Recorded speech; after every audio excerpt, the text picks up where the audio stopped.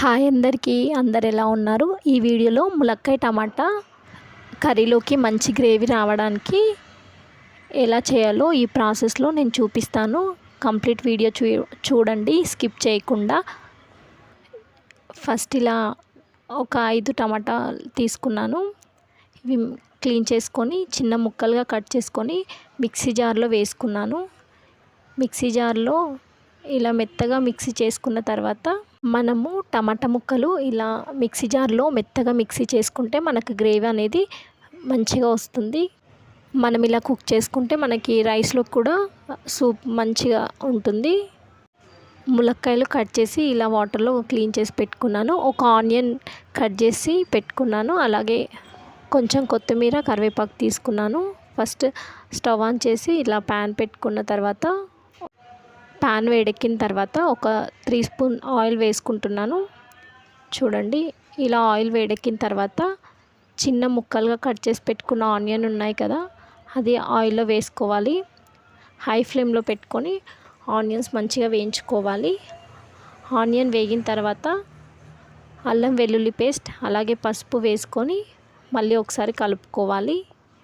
ఇలా ఒకసారి కలుపుకున్న తర్వాత కొంచెం మంచిగా వేయించుకోవాలి. అల్లం వెల్లుల్లి పేస్ట్, ఆనియన్, పసుపు మంచిగా వేగిన తర్వాత కొత్తిమీర అలాగే కరివేపాకు వేసుకొని మళ్ళీ ఒకసారి అటు ఇటు స్పూన్తో కలుపుకోవాలి.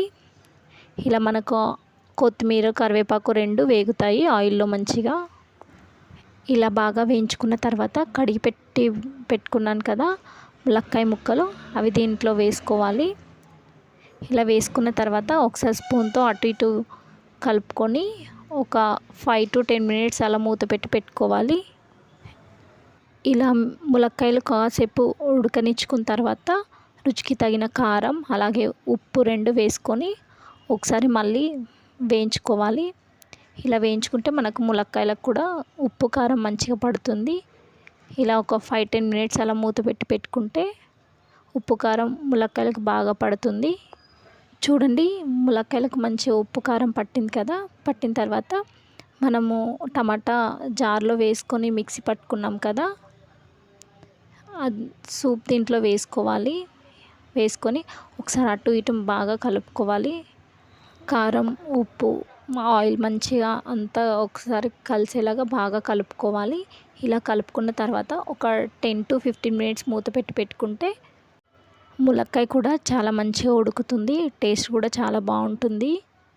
ఒకసారి ఇలా చూడండి, ఆయిల్ మంచిగా పైకి తేలుతుంది కదా. ములక్కాయ టమాటా రెడీ అయిపోయింది. ఒకసారి ఇలా ట్రై చేయండి, టేస్ట్ అయితే చాలా బాగుంటుంది. సూప్ కూడా మంచి టేస్ట్ వస్తుంది.